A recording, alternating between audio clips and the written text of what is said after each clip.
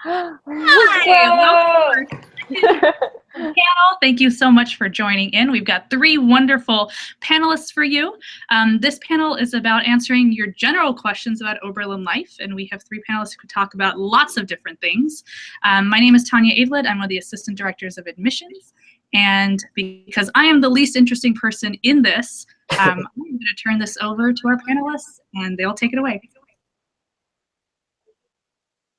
Cool. Well, I guess I'll introduce myself first. So my name is Esther. Hi.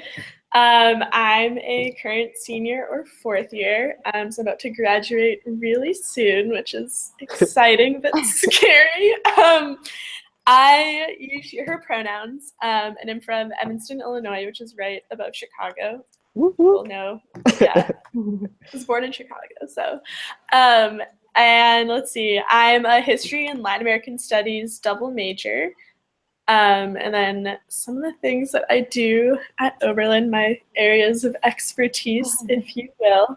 I'm pretty involved with like the comedy scene here. So I've been in an improv troupe for all 4 years at Oberlin, and we actually just this past weekend had our like annual improv conference that we host here at Oberlin. So like I'm still pretty exhausted from that. I also am a peer sex educator for the Title IX office under the Office of Diversity, Equity, and Inclusion. So I'm really passionate about sex education, and every incoming freshman gets to take these totally cool, totally mandatory workshops about like consent, alcohol, and fun stuff like that. And I get to make them like, you know, fun, effective, like not awkward, which I'm really passionate about. And then let's see, I guess those are like the two main things I'm doing right now. I've also had a radio show a couple times, and then I eat in a co-op. So those are kind of like where I'm at, but I've dabbled all 4 years. So yeah, I know some stuff. Yeah.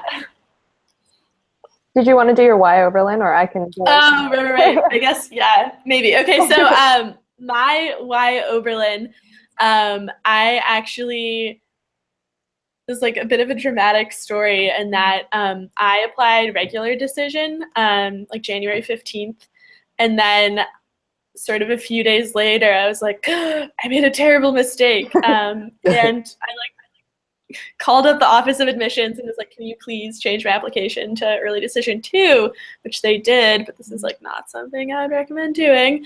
And then I guess in that like 2-day period between like submitting regular decision and then to early decision, I like actually read a lot of the Oberlin blogs during that time period, and I felt like I could really sort of like envision myself and like I like have no idea what I'm doing with my hands right now. But I like felt like I could really sort of see myself in like the daily routine of like the students that I read about, where I was like, yes, like I am gonna go to like improv rehearsal and then eat dinner at my co-op and then have a riveting discussion about gender with my roommate in my dorm. And that was like, I don't know, I feel like out of all the schools I applied to, I could sort of like easily envision myself at Oberlin. Yeah, and you know, it was a pretty weird school, so I was down. Yep, you're right. So hi everyone, my name is Elaine. I'm she, her, hers, and I am a junior here at Oberlin. I'm from San Marino, California, so that's kind of 20 minutes outside of LA. I am a psychology major and Hispanic studies minor, and Esther and I actually had a class together in the Hispanic studies department. But a couple things I'm involved in on campus. So right off the bat, I'm a tour guide. I'm an interviewer for admissions. I take secondary voice lessons with a professor in the conservatory. I'm president of Club Tennis, a member of Club Sports Council. I do undergraduate research, and I'm doing honors research, and I'm involved in musicals, and I was in an a cappella group. So I can answer questions on any of that if you guys have questions. And for why Oberlin, my story is a little bit more specific. So basically I was deciding between going to a conservatory and going here and just doing academics here. And basically I kind of weighed my options and decided that academics were more important to me, but I still wanted the access to the music. So that's why I'm at Oberlin. I also didn't apply anywhere in California, so this kind of fit my style the best, and it was the best small liberal arts college that I liked. Awesome. How do I go after that? Yeah, so hello everyone. My name is Daquan Williams. I use the pronouns he, him, his. I'm from Chicago. Whoop, whoop. So right now I am a first year here, so I have just submitted my musical studies application, but I'm also trying to double major in anthropology as well. So a few things that I'm involved in on campus is I'm a part of an a cappella group, the Soul Collective. I work for admissions as the campus visit assistant. I also, what else do I do? I to be an RA next year of the African Heritage House, which is a program house if you're not aware of that. Also, I also take secondary lessons with a student who is, he's amazing. What do you like singing or voice? Yes, it says voice, sorry. Yay! Yes, and I also, so lastly, I'll just say that like, I love choral music. I'm in the choir here as well.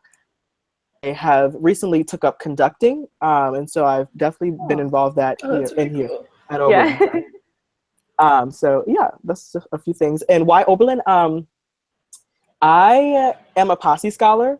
So what Posse is a full tuition scholarship for Chicago-based students, and they pair you with 9 other students, and they have you do workshops like for 6 months before you get to Oberlin. And once that happens, you're here and you're sort of a posse. And so, yeah. Yeah, so that's my Oberlin, why Oberlin. And I love being here, you know, and it's awesome.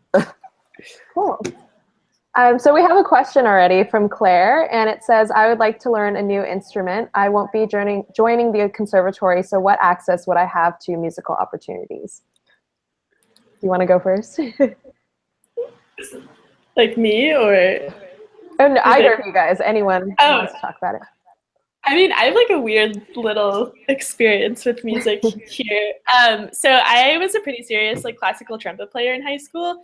And then I kind of came to Oberlin and was like pretty intimidated by the much better classical trumpet players here. So I felt like I wanted to kind of like carve out a new space for me. So my second year here, I joined a conservatory ensemble in the like ethnomusicology department. It's called, it's a style of music from Indonesia, from the island of Java, called Javanese gamelan. Jennifer Fraser. Yeah, she's great. I love her. Huge fans. I'm so glad. And I did that for a year, and I really loved that. And then I like went abroad my junior year, and I sort of took a semester off from like doing that. And then this semester again, I'm in like a second but different Indonesian percussion ensemble, also led by the same professor. And that has been like really exciting. And like one of the really cool things I think about like being really into music but not being a conservatory student is that like we can take any classes in the conservatory pretty much sort of, you know, if there's like space obviously, but I got to take like an like a regular sort of classroom ethnomusicology class that was really wonderful. And then also this semester I just kind of was like, I really want to learn how to play the drums. So I am. Which has been really cool and kind of like a bucket list sort of thing for me. Oh my gosh, taiko drumming. Sorry. Yeah, no, yeah, so I feel like, yeah, taking classes like in the conservatory, being part of conservatory ensembles, like we can sort of like have the ability to audition into any kind of like audition-based ensemble. Like we'd have to be like good enough to get into them as college students, but like having that opportunity is really cool. And then we also have an arts and sciences orchestra.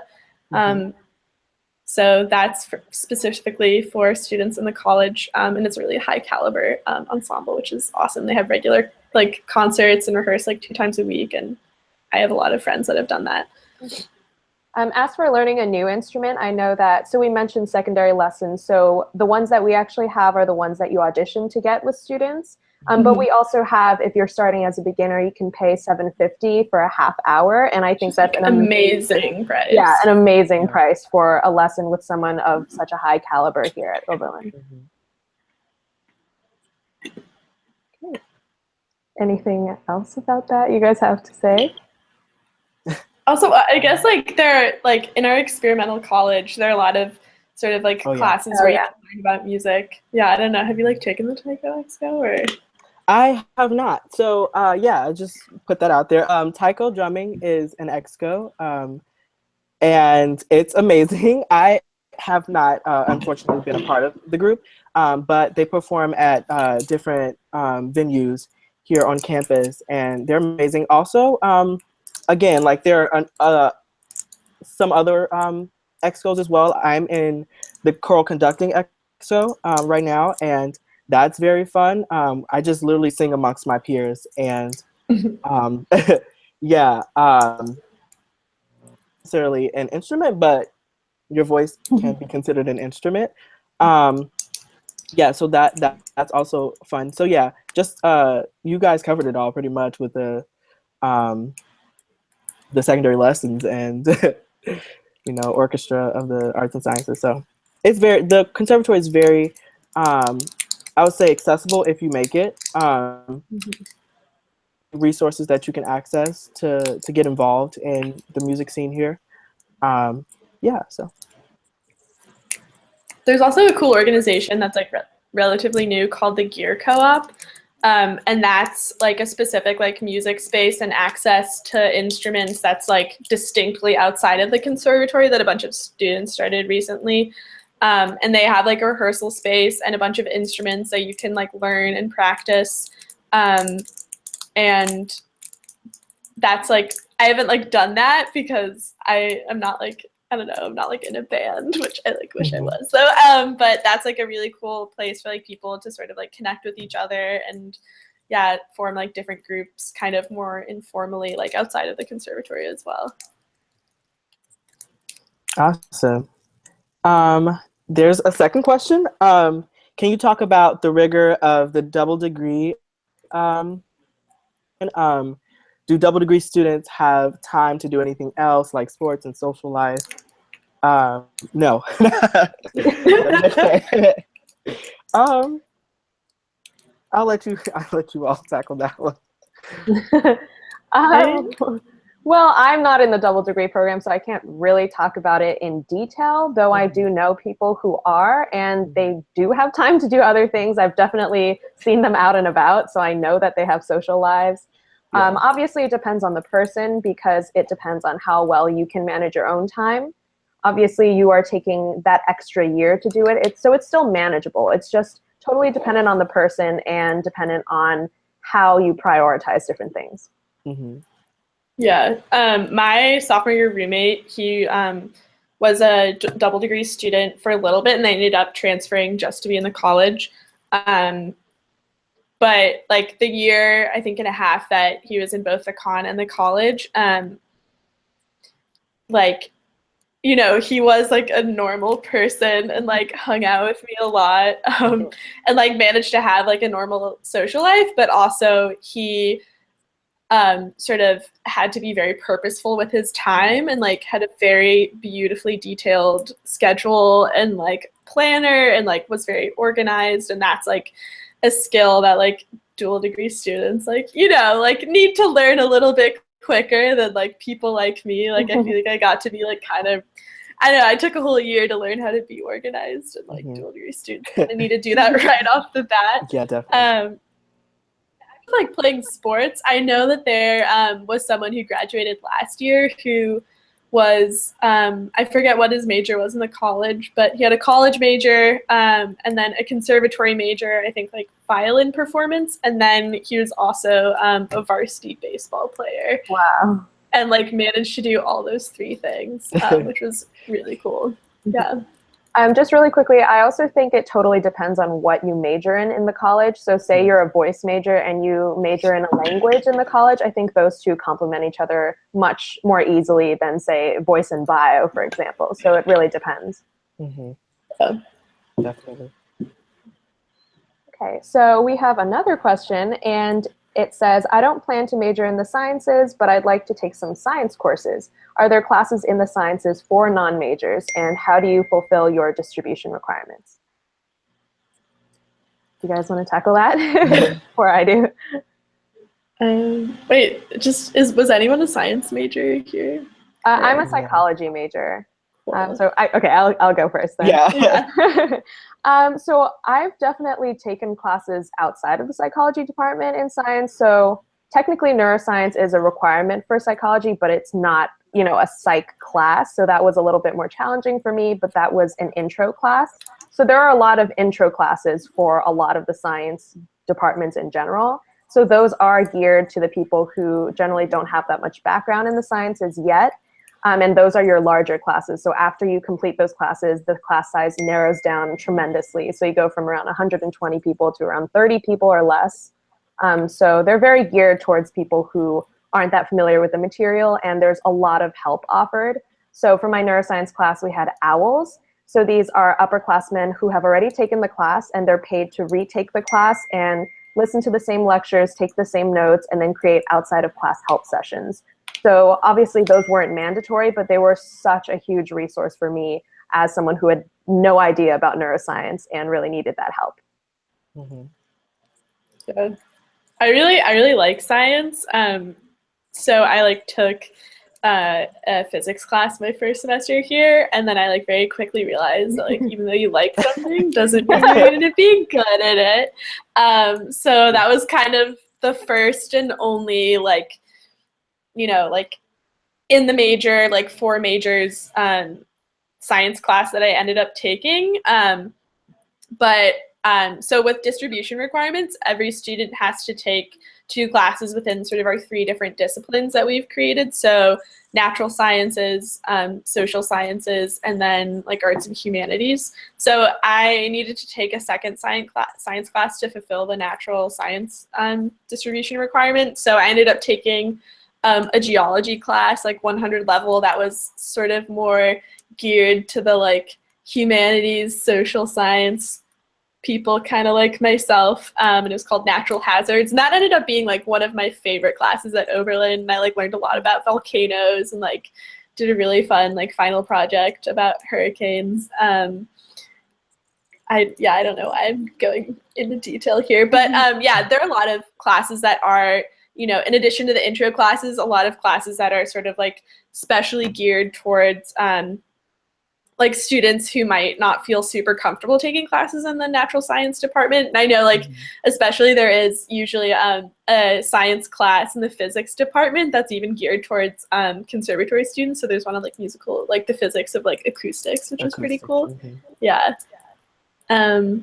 Yeah, and I guess in terms of the second part of your question, Claire, how did I fulfill my distribution requirements? So I had no idea what I wanted to major in when I came here. Mm-hmm. So I spent pretty much the first 2 years kind of really dabbling in all different disciplines, and I kind of just sort of focused on fulfilling my distribution requirements my first 2 years by trying a bunch of different things, figuring out what I liked, and then the second 2 years of my time at Oberlin, I've spent really focusing on my majors. Mm-hmm. So that's how I went about it. Yeah. Just to piggyback off of Esther, I also took a geology class, which was, so my major now is anthropology, as I mentioned before, and, geology is not my strong suit, but I really appreciate the experience of that. You guys mentioned before, there are certain requirements that we have to fulfill, and, oh, that's terrible. I'm in the dark, but yeah, there are certain requirements that we have to fulfill. And it's sorry. The lights just go out. Yes. But yeah, and I love the experience of getting to choose what you want to take a class in. That's one of the benefits of Oberlin compared to very big universities. most places have your courses already planned out, but here you can talk to your advisor and you just gauge what you're interested in and take what you're interested in at the moment. And if that doesn't pan out, not to major in it. Yeah, absolutely. Just I wanted to add one small thing before we move on is that what I love about distribution requirements is that it really pushes you outside of your comfort zone, but not outside of your interest zone. So a lot of the time you end up taking certain things that you would have tried to avoid and then end up liking them that much more and then kind of exploring a lot lot of new fields. That was such a nice way of phrasing outside the comfort zone, but in the interest. I like that. Okay, so next we have a question from Lauren about Oberlin being a small town. So is it easy to feel bored or is there a lot going on? There's a lot going on. There's events every day, every night. You will not get bored here. You will not. The town is small. Yeah, but there's people there. There's celebrities that come here and speak. There's SCO nights you can go to and have fun. There's so many events, and then what are SCO nights? The SCO nights. SCO nights. So there's a place called the SCO, which is short for the disco, which is located within the student union building, right? And on Tuesday nights, we have a thing called Splitters, which happens from around 11:30, I think, till like 2 o'clock. And it's just like, a fun gathering of students. We all come, dance, have fun. And, it's really fun. Most people go after fourth meal, which is also another thing y'all should know about, from 10 to 11:30. And it's just another meal that is wonderful that can come in handy sometimes.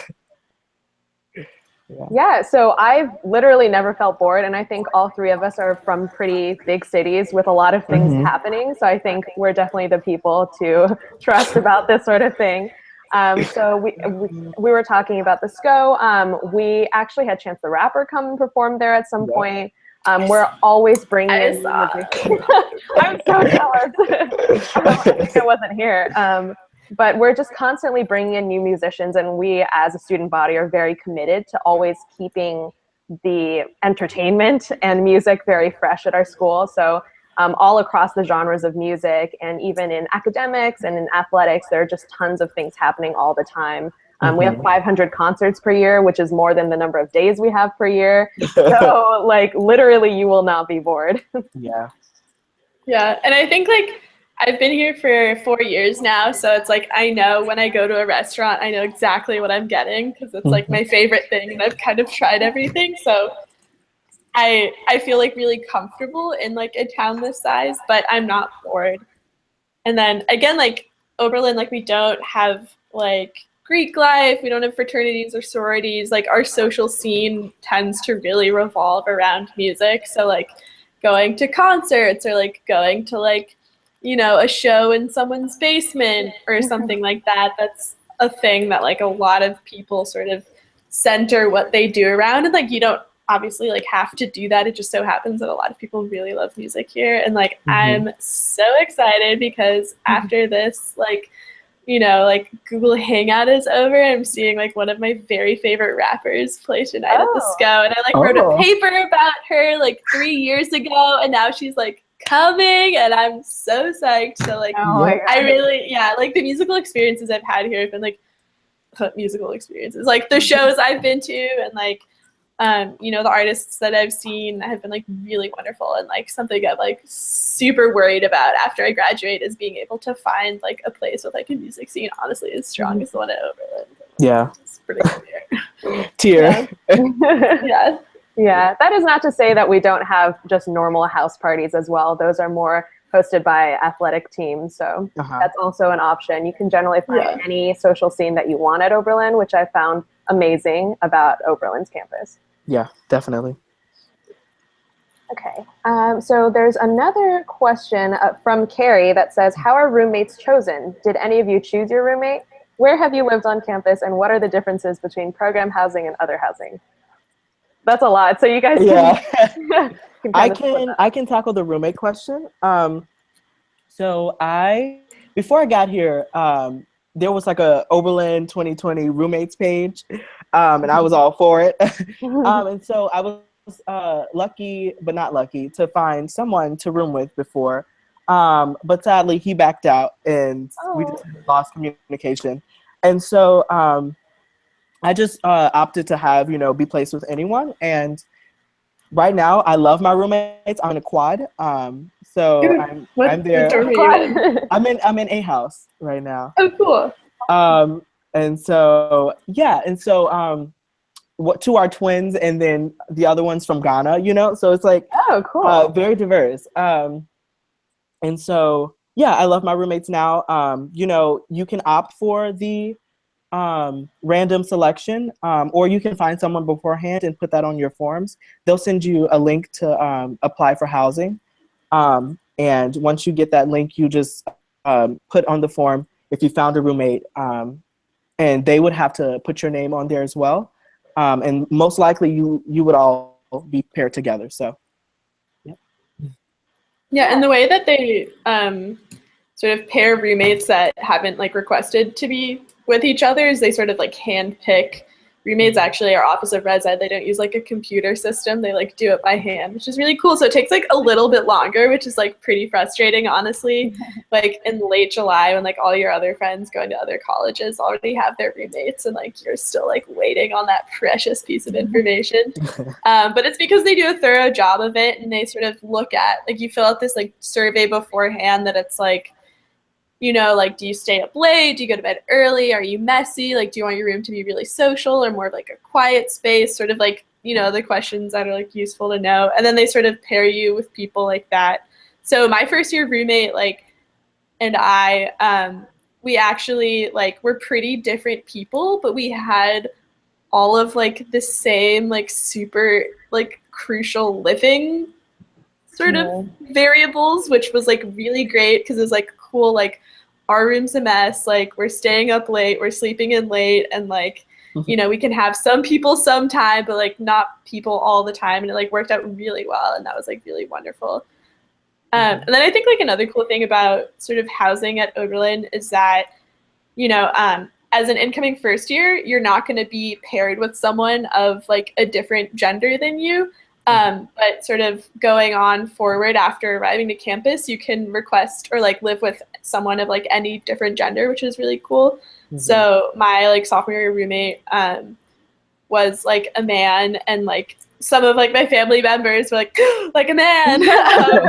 But like I brought him home for like Thanksgiving, and like everyone who met him was like, oh, I get it, like you need to live with this like person for the rest of your life. And that was like such a beautiful relationship we had, and like we like it was like really wonderful. And that's like a really cool thing because it sort of broadens the scope of like who your roommate can be, and like makes I think like choosing a roommate like sort of like even more of like an accessible process by being able to like, by not being limited to like a certain group of people to have as your roommate. So it's really cool. Yeah, totally. I actually wish that I went random. I picked someone going in based off of her description of herself in the Facebook group. And I feel like that kind of contributed to our friendship's demise, mostly because mostly because we had this intense pressure to be best friends right off the bat because we had chosen each other. So I think that having that random assignment actually takes a lot of pressure off of us as incoming freshmen and as strangers. And then in terms of where I've lived on campus and what the differences are between program housing and other housing, I lived in a freshman-only dorm my first year. That's the dorm that has the dining hall and has the fourth meal option.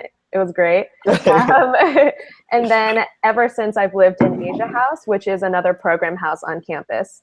So last year I lived in an open double, which is just a room with 2 beds in it. And then now I live in a super quad, which is a common room and 2 singles attached. Oh, nice. Yeah. I've heard the myth of the super quads. I need to check it out. Yeah, you need to look. I'm pretty sure they're only in Asia House actually, but they're great. And I love living here as well. Oh, okay. Well, the myth continues. And in terms of the differences between program housing and other housing, I would say that program houses are generally dedicated to wait, am I coming through? By the way, I heard some like static. Oh no, I'm hearing you. Okay, cool. So the differences that I've seen are that program houses are entire buildings dedicated to a community and identity, and they're application based. So you have to fill out an application to get into the program housing, whereas normal housing, you don't have that application. Mm-hmm. I had like a weird situation, kind of. I like thought I was like confused by it my first year, where there was like one vacancy in one of the program houses, and like all the other first years living in that sort of like themed place had like applied for it except for me. So I was like, oh, like I'm living on Sci-Fi Hall, like cool. And I was like sort of was like thrust into that without like knowing about it. But that like ended up being like a really like nice experience for me. And like I wasn't super into like, you know, I'm not like a huge like sci-fi person per se, and I have like my other like serious like nerdy interests, like don't get me wrong, but I like ended up like getting along like so well with my roommate, and like I was like really glad that I was living there, even though it was like like surprise kind of like housing situation. It ended up being a cool experience. Mm-hmm. So you were talking about theme halls, right? So that. Oh right, yeah, I messed that up. That's different. No, it's okay. Well, that's totally similar, I think, in terms of finding your own community at Oberlin. So so theme halls aren't really buildings dedicated to a community or identity, but rather a hallway dedicated to an interest. Mm-hmm. So we have, like Esther was saying, Sci-Fi Hall, we have Classics Hall, we had Harry Potter Hall pop up every now and then, Outdoor Adventure Hall, Quiet Hall, all of that sort of thing. So I think, there's a Latinx hall, and then next year I think there's going to be a queer and trans people of color hall. Yeah. Okay. Yeah, so definitely I think the takeaway from that is that you can really pick and choose your experience here. Mm-hmm. Yeah. Did you have anything you wanted to say about A House, Daquan? I've lived there for 2 semesters now, and I'm going to be the RA next year. And that space is really designated for a safe space for, people who identify with the Black community or the African American community. And, you just love it after living there, So in A House, there's also a dining hall that serves dinner from Sunday nights to Thursday nights. And that's just amazing. So it's the best dining hall on campus. So. It's so good. It's so good. And so I've really enjoyed living there. I know I've been doing a lot of work to make sure that space stays a safe space for Black students on this campus. And I know it's sort of like a place where we all get together and build that community that Elaine was talking about. So. Just really quickly, I wanted to add that we were talking about theme halls. So some of the theme halls are actually being featured on the Oberlin College Instagram this week. So feel free to check that out if you guys want. plug. Okay, so if that's all we have to say about program housing, we have another question from Lauren, and it says, what is the commitment like for an a cappella group? How easy is it to get involved in clubs and organizations? Very easy. Like I said, I'm a part of the what is it? The Soul Collective, sorry. And it's very easy to get involved. At the beginning of the semester, each semester, there's an event where like a bunch of student orgs just get together outside of Wilder, which is the student union here, and just you can find anything there. And so so they are all there, and you can just go up to a table and just say, I like the name of this organization. How can I get involved? And from there, they usually get back to you, or you can just join right then and there. It's not very selective or anything like that. Sometimes there's auditions that you have to go through for a cappella group specifically, but any other org open to every student. So you should be able to be a part of every group on this campus if you want to. Yeah. So for a cappella groups, you have to audition to get into those. And generally, a lot of people would just audition for as many as they think they'll fit in for. And then they get callbacks and then pick and choose from whichever ones they get into. So I was in Pitch Please, which is our only all-gender a cappella group. And that was really great. For me, it was too much of a time commitment just because I'm involved in so many other things. And most of our rehearsals are later at night. And we'd rehearse around 2 to 3 times per week. And we'd have a handful of performances throughout the semester. And then in terms of clubs, so it's so easy, not even to just get involved with clubs and organizations, but just to start clubs and organizations. Yeah. So in club tennis, we have a club sports kind of outing / presentation sort of thing where, club fair, that's the word that I was looking for. And students will come by and just sign up for clubs if they are interested about hearing more information or going to practices or anything like that. And this kid showed up and he was a freshman and he had a piece of paper, and most people have tables set up. He had a piece of paper that said club volleyball, and he was just literally starting club volleyball right then and there. So I thought that was really cool, and just to give you guys a sense of how easy it is to get involved with that sort of thing on campus. Yeah. To piggyback off that, if you find a missing, organization, there's definitely steps for you to charter your own organization. Or if you don't even want to charter it, like Elaine said, just find people who are interested in the same things that you are. And there's definitely people who are interested in the same things you are, even though this is such a small school. And yeah, you can just start your organization like that with a piece of paper. And yeah, that's awesome. So we have another question from Shea. I hope I pronounced that right. What was the hardest thing to get used to in college? What do you miss, and how do you manage the transition to college? Maybe you should answer it, Declan, because you're a first year. I feel like we're a little more transition. That's a good question. Coming from the big city, it was not easy. My first semester was a little bit rocky. I did not know how I fit in on this campus. Nor did I know how to get involved. I'm also a first generation student.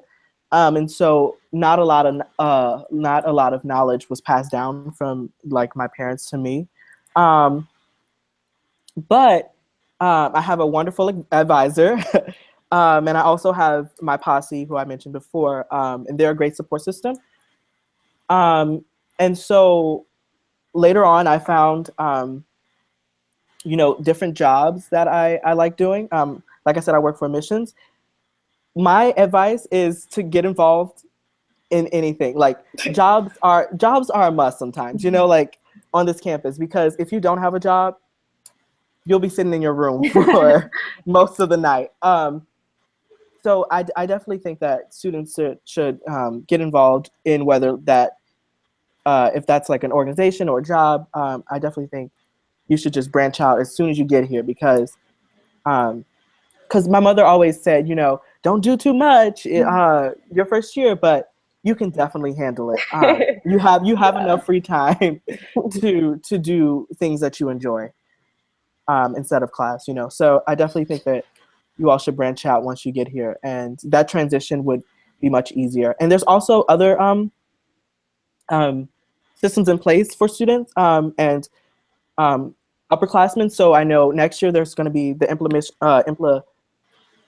what's the word? Oh my God, I'm blanking on the word. Implementation, sorry, of the PAL system. So that's peer advising leadership. And so that's going to be a system where an upperclassman, checks in with 10 first years and makes sure that they know the different resources that they can access, how they can get involved, and how they can be a successful Oberlin student. So look out for that. Yeah. Go ahead, Esther. I'm sorry.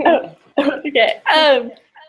I definitely getting involved in something as soon as you come here is really important. And I remember I felt like my first semester, I was like, I don't know who my friends are. I don't I feel like I was a little sort of slower to find my crew than some other people, because I wasn't living in a freshman dorm, so I wasn't just surrounded by other freshmen all the time.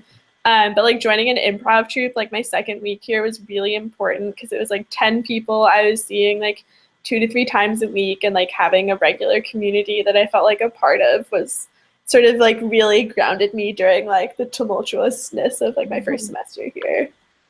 Yeah. Yeah, so Esther brought up something that I think was essential to me kind of transitioning into college, which was living in a freshman dorm. So everyone was literally a freshman, and we all wanted to meet each other because nobody had friends yet. So something that a lot of freshmen did was just keep their doors open throughout the day so students could come by. And a lot of the times people would pop in and we just kind of make friends that way. And one of my closest friends actually did that because we had this huge bean bag and he was like, what is this? And then now we're best friends. So, so that can easily happen. Something else that's just a logistical thing that was hard to get used to was the fact that there were seasons here and the winter was below 60 degrees was shocking to me. I had never lived through snow before. So I was like, what? But it's been okay. I have one really big winter coat and I just wear layers underneath and you'll be okay. All the buildings are heated. If you sprint from class to class, you're going to be okay. It's not too bad. But I actually love it. I love the seasons. And I would say I miss the weather in California, but it makes it all the better when I get to go visit my family. Yeah. Yeah, I'm used to the cold. Me So too. it's like, yeah, Me it's too, fine. yeah, we're from Chicago, so you know that's a breeze. It's a breeze here. No, Yeah, no, during but the winter. I'm sorry, go ahead. No, you go. Oh, I was going to say that during the winter, I was like, there's snow on the ground. Like, where are the palm trees with Christmas lights? Nah, yeah. Were you going to say something before? No, just to reinforce it there. There's gonna be snow. There's gonna be Yeah. Right. It's definitely gonna be an experience, you know, because also like the weather is really bipolar, you know, also. You know, so it's very, you know, you'll get used to it though. Yeah. I like left like it snowed on like Saturday and I like left a heavy winter like scarf at like one of the coffee shops here. And then like when I went back to get it, it was 70 degrees like 2 days later and I was like sweating and had to carry this heavy like gross thick scarf with me throughout campus. So yeah, the weather's pretty fickle. Yeah, it's tragic. But I think of all places to have to deal with that, I think Oberlin's definitely been worth it for me to deal with all the seasons like that. Yeah. Okay, so we have another question. It says, what are some of the resources that have been really meaningful or useful to you at Oberlin? That's such a great question that I was not prepared for. I think for me, like the class dean system has been like really helpful for me. And so every class you get like your class dean, and that's kind of like a resource for you if you feel like you need like organizational help or, you know, you're sort of like figuring out how to like, you know, do all your homework on time if you need help like scheduling your things, or if you're having sort of like outside difficulties that are making it hard to like be a person. They're really useful, and that's something I really didn't know were like super helpful until like after my second year, which is like a huge bummer because I like there are instances when I totally could have like asked for an extension on an assignment and had that like facilitated by a class dean. But they're definitely like, I've like really loved my 4 years at college, but there have been some like moments that were like really hard for me due to sort of like, you know, like intense, like personal, like real life sort of situations, and being able to talk to my class dean, who is like the loveliest person on this planet, and like also like one of my supervisors for my job with the Title IX office, has been like crucial. And like we'll, you know, sit down and she'll just be like, so how are you? Like, is there anything I can help you with? Like if you need sort of like extensions on like this type of thing for this type of situation, she's like really there for me. So like for me, I think like building like a personal relationship with your class dean is so like wonderful and important and useful. And I wish I'd done that sooner. But now that I'm there, it's like beautiful and I love it. And like, I just feel like there's like someone who like gets what it's like to be an Oberlin student, who's like not a professor but is an administrator and is like there to like care about you and advocate for you is awesome. And that's been like one of my sort of like, you know, like best, most meaningful, useful resources I think so far. Yeah, I don't really have much to add. I feel like Daquan and Esther have basically covered everything that I would have said. I would like to say like the MRC, Multicultural Resource Center, is just amazing. They have different divisions within the MRC. So you have the LGBT coordinator, you have the Africana community coordinator, you have the Latinx community coordinator, and you have the Asian and Pacific Islander coordinator. And they're all amazing people. They help you out. They get you in touch with resources. If you do not know where to go to the MRC first. I definitely think that that's an amazing resource for students. And if you also are just stressed out because of your classes, you can go there. They have little like trinkets and little toys that you can play with just to ease your mind. And you can also find great connections there with other students. So I think that's also another great resource. And one more thing, like office hours with professors. Professors are very, very accessible here.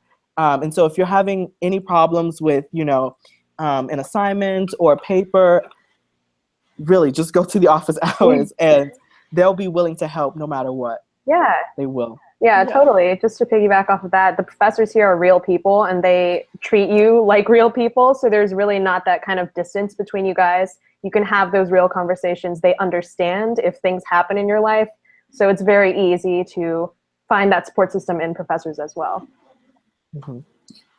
Yeah, I had a conversation with my advisor today during her office hours about like how I like had to go to the hospital last week and get a chest x-ray because I was hit in the chest with a medicine ball during like my women's fitness class, which is like the most embarrassing reason to like have to get a chest x-ray.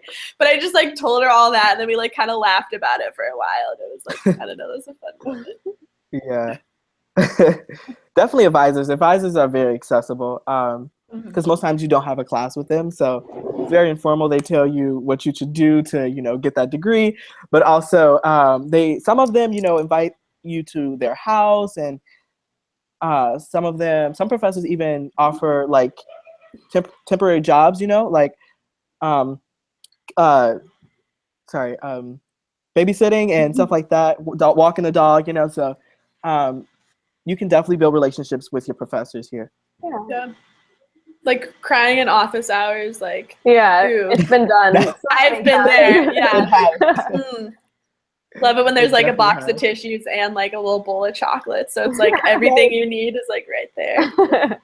Yeah, and then in terms of advisors, in the beginning you have an advisor that you don't take classes with, but then after you declare your major, you get a professor within your major. So generally you've taken 2 or 3 classes with these professors, so you really build up that relationship. Yeah.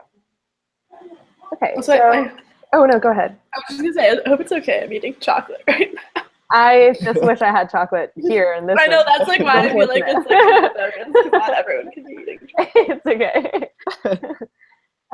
Okay, so we have another question, and it is about what has been one of your favorite classes? How did you choose your major?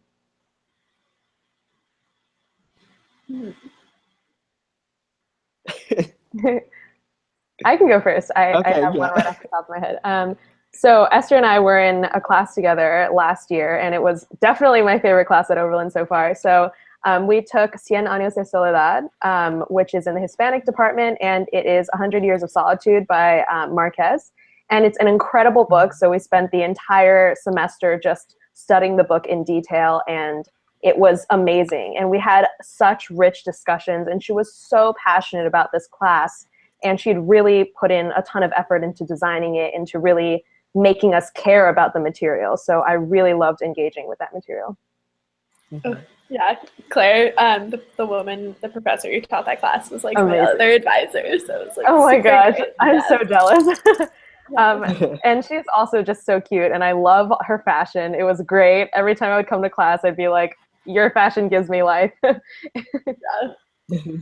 And then in terms of how I chose my major, basically music has always been really important to me. And then a part of music is communication and understanding your audience and understanding how to engage people very effectively. So that's something that really translated over to psychology very well, and something that I thought complemented music and something I'd been interested in. Mm-hmm. Yeah. Well, I think. Yeah. Oh. Oh no, please! I've had this happen. Yeah. Go. Okay. Just to piggyback off like the music aspect, I my whole life, it seems. And so once I got here, I knew I wanted to do something that involved music,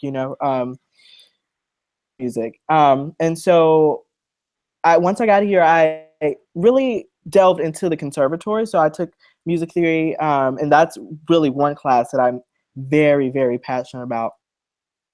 And also I had the opportunity to take the anthropology of music, which is a wonderful course. I am putting that in you all's mind right now, with Jennifer Frazier.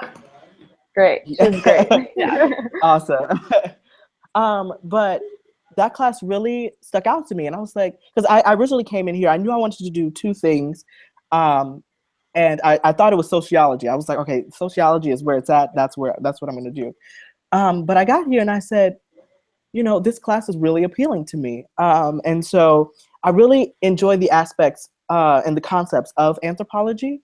And I love how they complement music. And so ethnomusicology.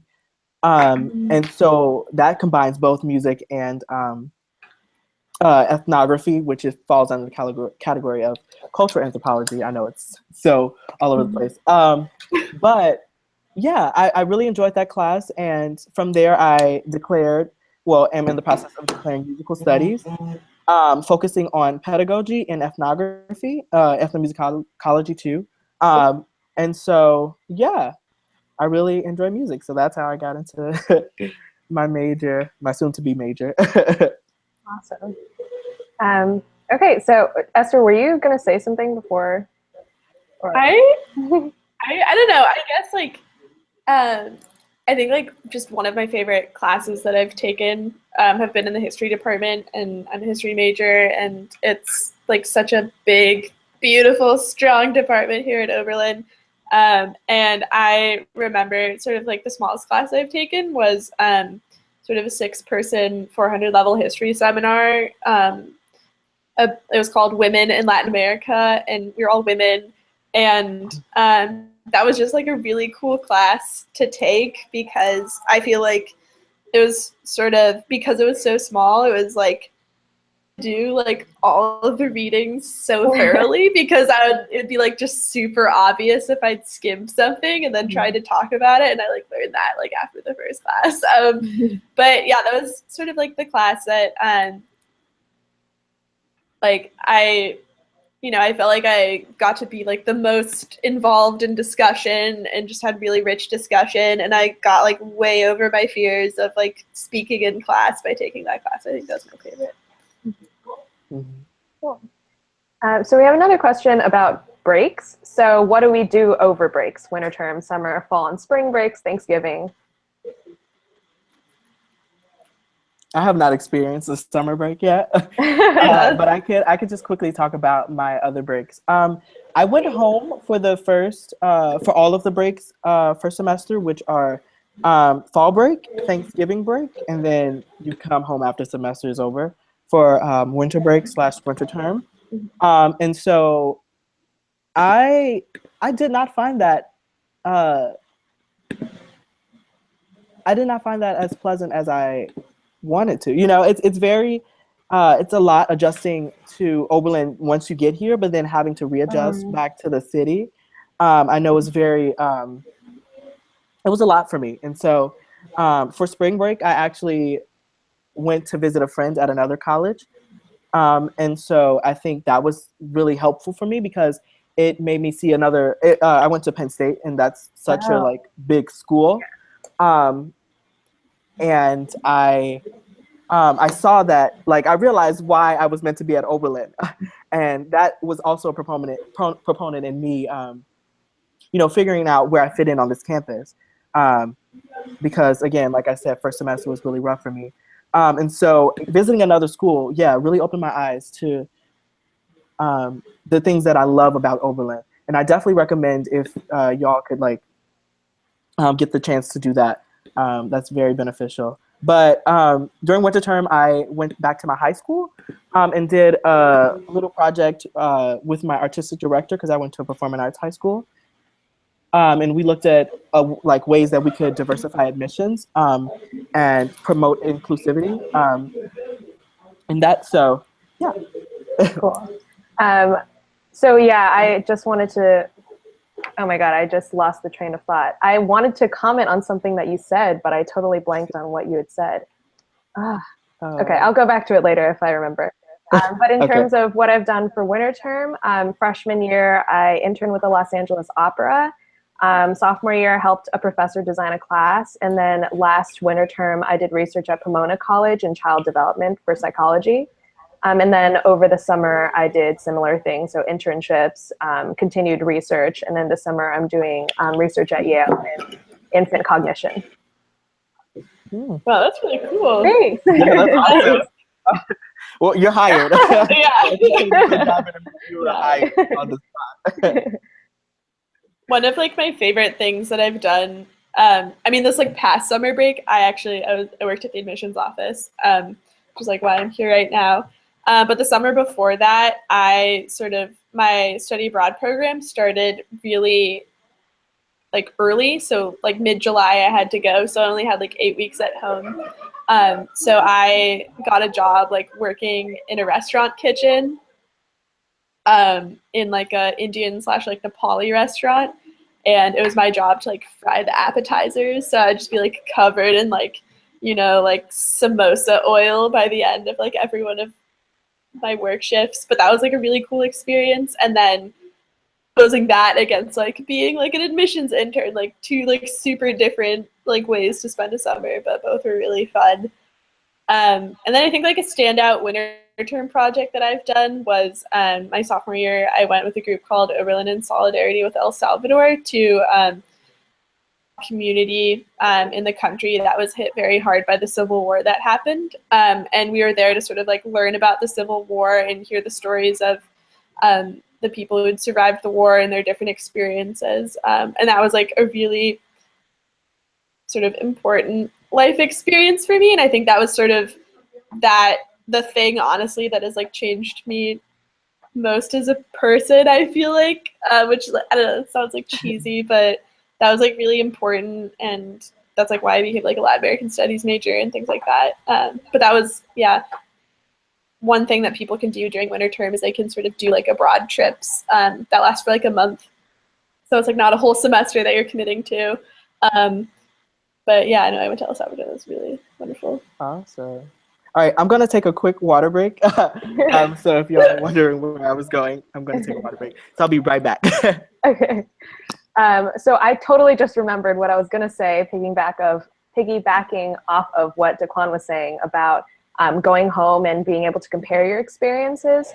So I wanted to say that basically everyone's going to kind of experience those growing pains coming to college, and you really get a sense of how much you're growing into yourself and who you want to be, and whether or not your college is essentially a good choice for you. So the more you notice a difference between your attachment to your college and other people's experiences, the more of a sense of how well you're fitting into your college is.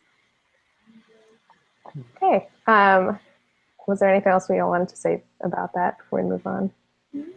So cool. So we have another question, and it says, what kinds of jobs can you get on campus, and how accessible is the career center? I guess I can start. So the cool thing, my job is doing what I love, which is peer education and sexual assault prevention. And I get paid to do that, and it pays great. But that was a job that I had to apply for kind of extensively, and I had to do I don't know, like cover letter, references, resume, sort of prove that I was like knowledgeable about like sexual assault prevention and like consent and like really committed to like educating people on this type of thing. But that sort of program, it's called PRISM, Preventing and Responding to Sexual Misconduct, has been like one of my favorite things about Oberlin, and it's something I get so excited about, and I get to write new workshops that can be offered to like students in the coming years. And I just sort of finished like designing a workshop all about kind of like advanced like surrounding consent, and like I just like remind myself all the time, like, oh my God, like I'm just like doing this for fun, but then I also get to put it on my time card, and that's like my favorite moment. And then before that, I also worked for our campus dining services, which I think a lot of people do because it's you know, pretty easy, like you sign up process, and you can do like pretty flexible hours, and the pay is like great. So I know like I feel like every Oberlin student at some point has worked like at the sandwich bar and like our sort of on-campus sandwich shop and day caf. Yes. But yeah, so if you have work study, you would get priority sort of for different types of jobs. I know a lot of people work in the library, missions, which is a great job. Yeah, I don't know. What do y'all think? Yeah, I just wanted to say that it literally warmed my heart listening to you talk about your job in preventing sexual assault. Like I feel, because it just made me love Oberlin like that much more while I was listening to you, because I feel so thankful that we have something like that and people like that on our campus. It just makes me feel safer at Oberlin, and that's always a great thing. Getting warm and might cry. Anyway, so in terms of jobs that I've had, so I'm a tour guide with admissions, which has been great. I just absolutely love talking about Oberlin. So again, I love realizing the fact that I actually get paid to do this.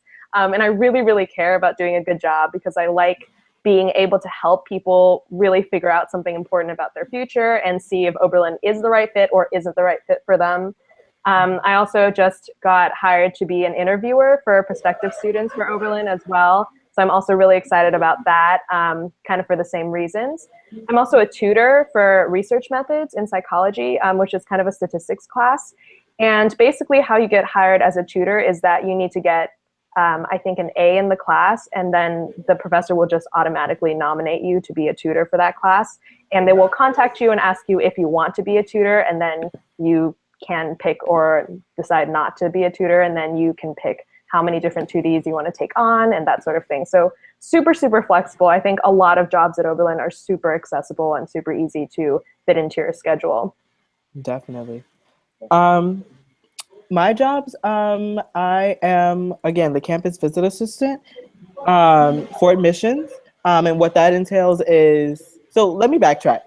Before that, I was a host, an overnight host for prospective students. And apparently I did a good job and well enough that they offered a position to, facilitate that process of, hosts and prospies. And so, yeah, like literally the jobs just pop up, and also for my RA job, like I would think that other like students think that, prospective students think that it's impossible to, get a job as an RA, as a first-year student. But it's definitely capable, like you're definitely capable of doing that your first year at Oberlin. It's not like many other institutions in the US. And so jobs are definitely accessible.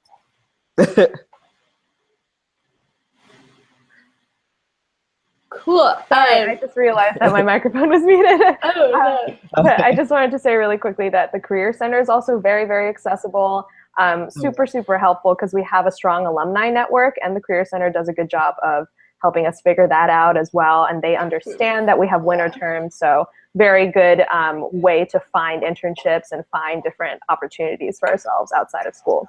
Find post-grad jobs. Na, na, na. Yeah. No, I love the Career Center. Like, one of my closest friends is a student employee there, and it's like her job to sort of help people format like cover letters and resumes, and like, I don't know, she was in mud but like not really close to me the other day, and I was feeling really lazy filling out a cover letter, so I just like called her on my phone when I like should have just like walked over, and I was like, quick question, like what should I put this, like what section should I put this under, like skills or achievements? And that was, yeah, no, but I love the Career Center so much, especially like the student staff who work there. They're super nice and like can find every flaw in your cover letter, like that. Yeah, I Make still need it to go. Yeah. I still need to get my life together and start planning my future. No, you have so much time. You've like, yeah. To be honest, I haven't even gone, but literally just having the Oberlin name on your resume gets you so much farther than something else would at a different college or anything like that. I think it really gives you a sense of trustworthiness and legitimacy that is really, really important in being hired for different positions. Okay, so we have another question, and it says, what is something about your Oberlin experience that has surprised you? Oh. Okay, no shade. Does everyone know what shade means? But I think they're called Obies, right? That walk around barefoot. I think that's a nickname for it. But that's a nickname for every like Oberlin student is Obi. But I think it has gained a special. It has been more specialized for those who walk around without shoes. That really has surprised me coming from Chicago, where the streets are not as sanitary, you know. So I think that's one of the things that surprised me. But I think that's, you know, that has its own, you know, uniqueness to it, you know, like feeling comfortable on a campus, you know, like where else can you feel that comfortable to walk around barefoot, you know? So I think it's great in that way, but it was definitely a surprise when I got here. Yeah. I think something that has surprised me is, to be honest, I don't think I did a good enough job of looking into colleges when I came here. So when I came here, I went on a tour in February, and it was the dead of winter, and I just was like, I don't think I'm going to go on this tour. It's too cold. I'm going to go back to my hotel. Like, I think that's enough for now. I'll just look online. And what surprised me about Oberlin was how good of a choice it was for me, because I didn't do a good enough job looking into it. Mm-hmm. And I've absolutely loved how passionate the people here are.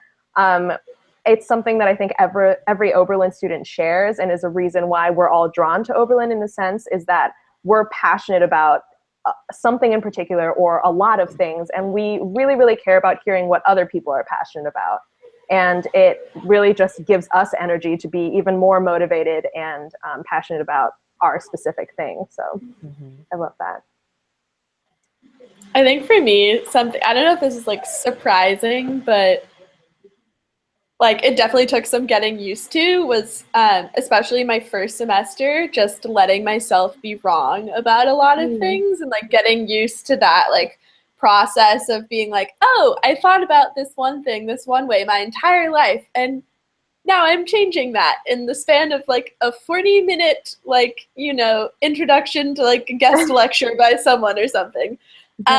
So yeah, I think like sort of learning how to, you know, just realize that things that I'd considered my entire life one way could be thought of in a different way, in a way that like makes more sense. And doing a lot of that my first semester, like, oh man, did I like grow so much as a person.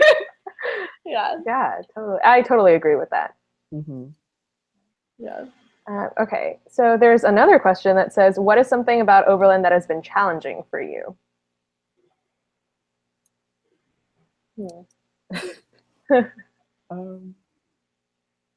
I can think of one class that really gave me back pains and headaches. But that was geology. And it was a very intense course for me. I did not have a background in geology, but I did end the semester with a B in the class. And that is an example of how, accessible professors are. I went to my professor's office hours every time he offered them. As soon as I realized, that I wasn't catching on to things, I said, and I sat down with my professor and I was like, I don't understand this. Can you explain it? And he went out of his way to, explain the necessary things that and the concepts that I needed to grasp to do well in the class. And eventually I did do well in the class. And, I could have got a B plus, but that's that's another story. That's okay. But yeah, you can definitely, especially like between like your first test, you can definitely bring your grades back up. Because I'm gonna let you know, I'm very transparent. I got like 49% on my first test. That's when I realized that this class wasn't working out. So yeah, I definitely made strides to better my understanding of the concepts, and it worked. So Yeah. I can't think of anything specific that's been challenging for me. I think maybe figuring out how to manage my time. I think having a lot of free time was something that I wasn't used to coming into college. So I never had to basically balance my social life and other things that I was passionate about. So that was something that I had really had to get adjusted to. And I think once you figure that out, you kind of get into the groove of college a little bit better. But initially it's kind of like a sort of fumbling in the dark sort of thing. Mm-hmm. I think for me, like, I'm like the type of person, like, I love to overcommit to things. So learning how to say no to stuff has been really hard. And then on top of that, I'm also not a very like naturally organized person. So like forcing myself to do that has been, that was like a process. And now, like, for the first time in my life, like, I'm, explicitly mentioning this because it was really exciting for me. But a couple weeks ago, one of my friends described me as organized, and I got really excited because I was like, yes, I've like tricked people into thinking it's real when it's not. Fake it. But yeah, learning. Yeah, exactly. That was a high point of my semester, maybe. But yeah, learning how to like really like force myself to like keep a planner, keep a Google Calendar, like make sure I'm like always double checking when things are due. That was hard for me, and now I think I'm good at it. Yeah, I just wanted to say something about that, is that when you come into college, you're going to get really intimidated by everyone else because it looks like they have their stuff together. And everyone is still figuring it out just like you. Don't be freaked out. Literally, something my mom told me coming into college and just going through life in general was that you have to be like a duck. So you're really peaceful and kind of gliding through the water, but underneath you're paddling like crazy. And that's, I think, how it is for everyone. So don't get freaked out by superficial appearances. Yes, I 100% totally agree. Yeah. Yeah. Okay, so we have another question. What is the town of Oberlin like? How do you interact with the community?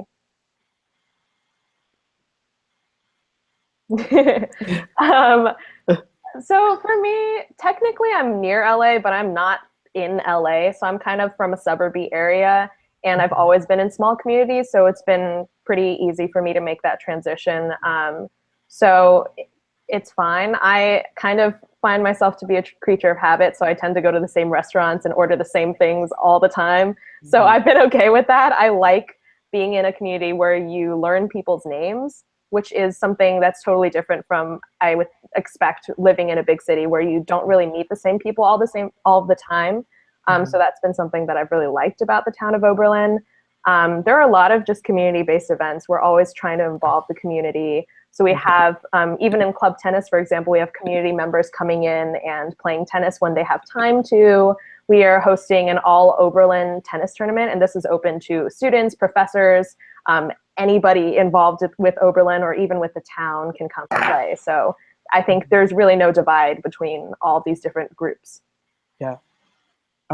Also, EXCOs, I know we mentioned a little bit about them before, but that's a part of the experimental college that the College of Arts and Sciences, and College of Arts and Sciences, and a little bit of conservatory too, offers. And I know community members sometimes teach courses about whatever they're interested in, and that's a good way to engage with the Oberlin community, outside of the college, so yeah.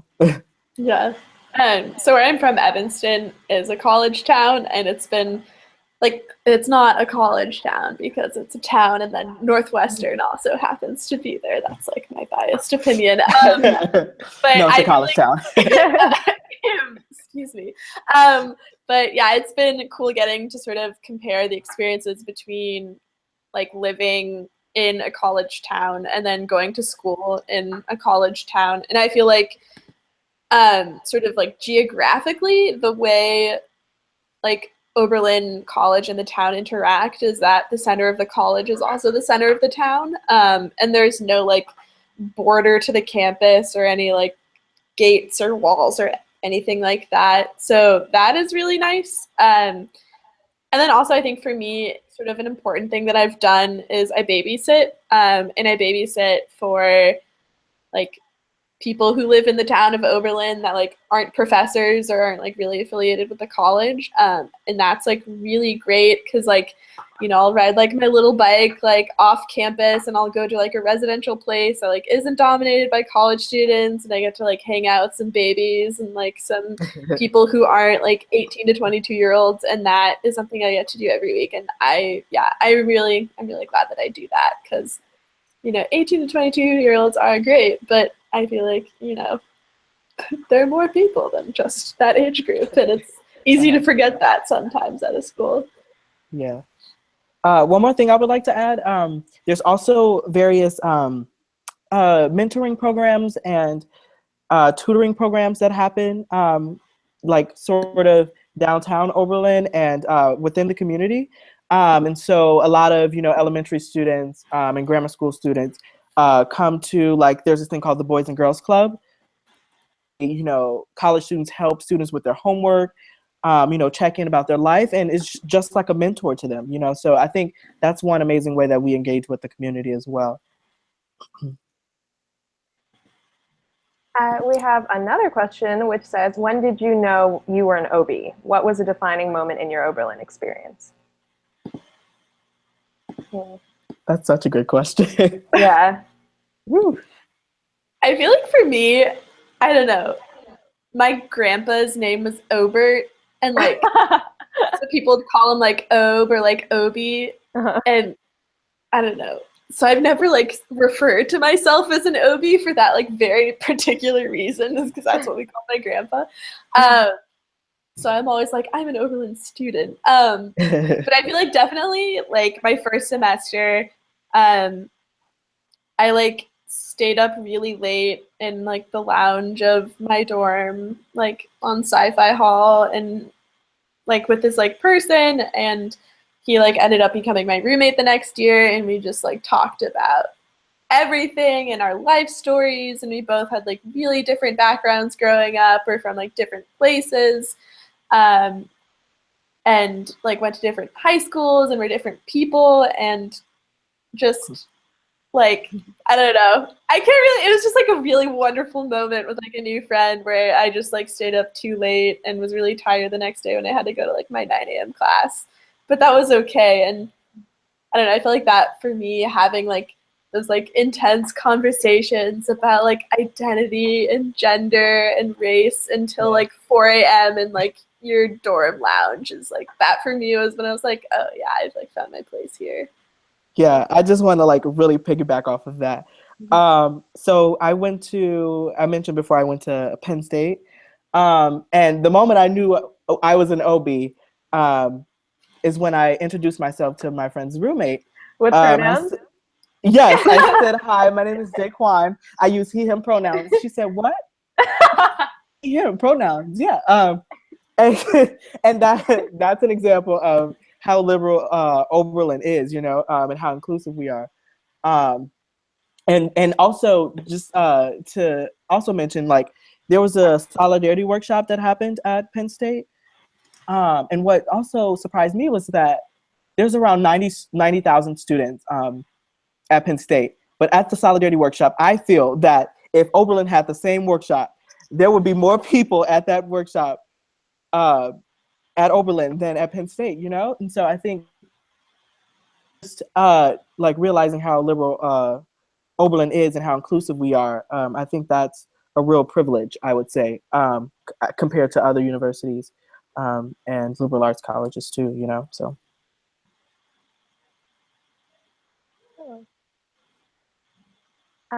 So for my experience, when I knew I was an OB, I think in general, I've noticed my relationships with my family members and with people that I'm close to have changed a little bit.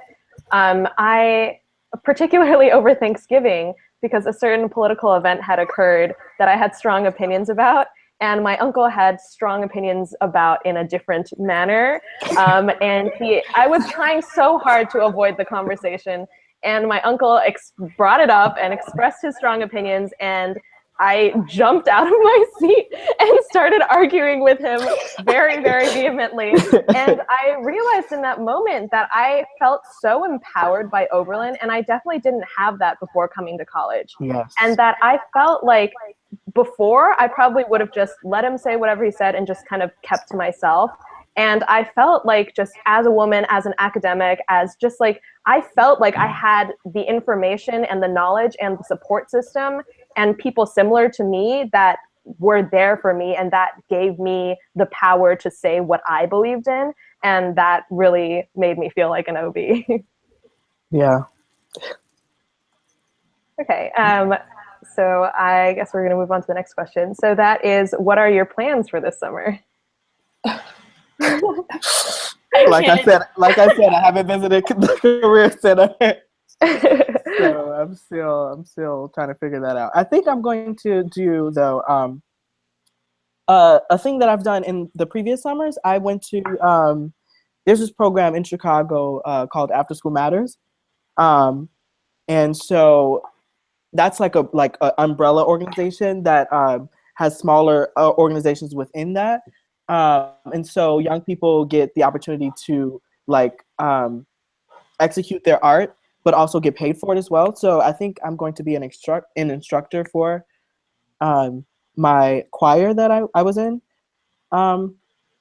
So I think that's what I'm going to do. I still need to email my old boss and say, you know, I'm looking for a job, hire me.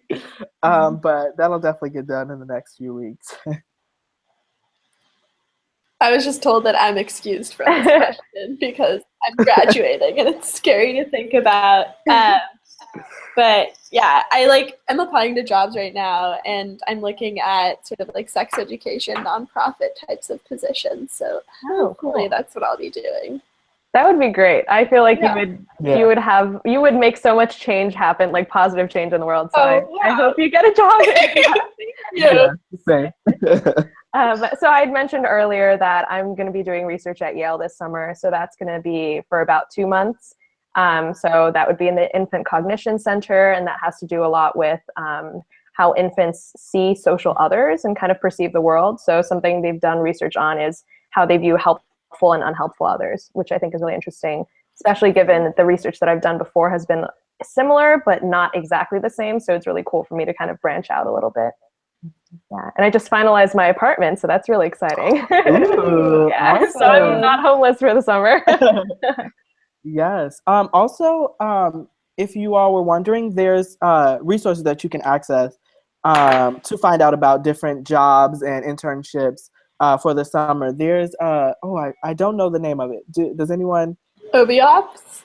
Oh yeah. Yes, OBOps, where alumni post different needs if they're like at an organization or is looking for this certain person with this certain like skill level, and so I know that the alumni network is very supportive in helping current students like find places to be over the summer, and whether that means like if you want to if you got an internship in say New York and you don't have a place to stay, you can post on there that you need some living arrangements in New York, and some people might discover that and help you out by giving you a place to stay. So it's very supportive in that way, I would say. Along that lines, our Career Center also offers funding for unpaid internships, so that way it's like still an accessible opportunity to do an unpaid internship, because many internships are unpaid, especially in a lot of like Oberlin interest sectors, like, you know, social justice, like nonprofit organizations. So that's a really cool resource, is like you're getting paid like through Oberlin to work at a cool place over the summer. That's like another resource we got here. Yeah. Okay. I don't really have anything else to add. So we have a final question to finish up our panel for tonight. What advice would you give first year you? And for Daquan specifically, what advice for yourself summer before your first year at Oberlin? Ooh. Should I go first? Yeah, go ahead. That's a loaded question. Again, get involved. Get involved. Might be concerned like, oh, you know, only focus on your academics your first semester or first year.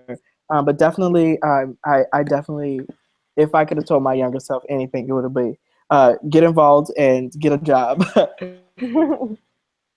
And also, the summer before you come to Oberlin, I think is a great time to read. Just you know, figuring out sources of information, and yeah, because you'll be doing a lot of reading when you get here. And if you can also write along with that, that would be awesome. And just like priming your brain to get in the habit of reading and writing is very important. So yeah. Yeah. In my perspective, I think the advice that I would give myself would be just to kind of follow your heart. I know that's so cliche and like everyone says that, but I think it's so true. And I think that a lot of the time I let myself kind of be swayed by other people's opinions on what I should be spending my time on. So beforehand, I had said, I really want to major in psychology. And then I kept getting advice like, don't decide so early, don't close off your options, all of that. And I felt like I wasted a lot of time not focusing in and narrowing in on psychology. And then I ended up majoring in it anyway. So I didn't like that. I ended up wasting that time. Well, technically I didn't waste it because I basically did all of my graduation requirements freshman year instead.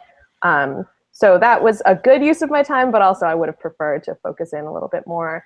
And then I would also hear, you know, what's the point of doing music from like, it just depends on like who I was friends with. So I decided also, or something that I would also advise myself if I could, is to be really careful about who you're friends with, because I think that certain friends can be really positive influences and certain friends are not. And if you spend too much time with people who aren't, then you can really pull away from who you actually are and what you really want to accomplish. So that's really important.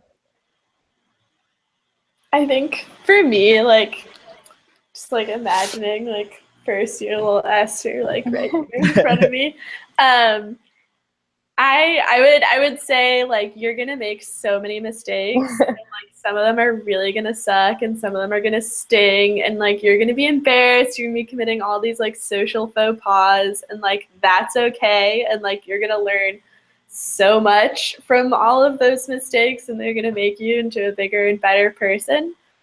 And then I think another thing is like ask for help if you're feeling like you're not doing a good job or you're making mistakes, like knowing that like everyone else is doing the same thing and that there are also specific resources in place to help you through like whatever you're struggling with. So like get prepared to like, I don't know, do so many things that you're like, wow, like looking back on, but that's like okay, and that's what's gonna make you grow. And then also like there's so many like people and professors and support systems in college that are there to like help you, but you're gonna have to learn how to ask for that help, and that's like important. And getting started on that as soon as possible is a great call. Yeah. Yeah. Totally. Yeah. So just to wrap up what I was saying earlier, I think just something I think overall we all agree on is don't apologize for being yourself. Yeah. Yeah. Yeah. Exactly. Yeah. But I think that's all I had to say before we wrap up the discussion. Yeah, same. Yeah, I guess thank you. Okay. Alrighty. We're just waiting for admissions to join us, basically, to wrap this up. Yes. Yeah. Oh my Okay. goodness. There you are. Hey! Hi again.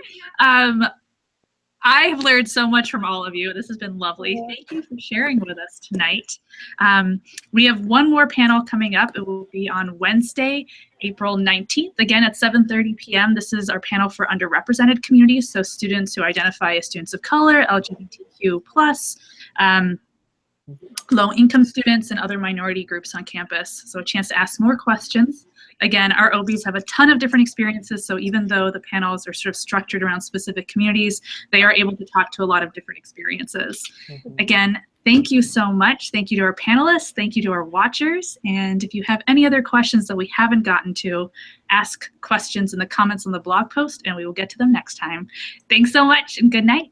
Good night, everyone. Bye.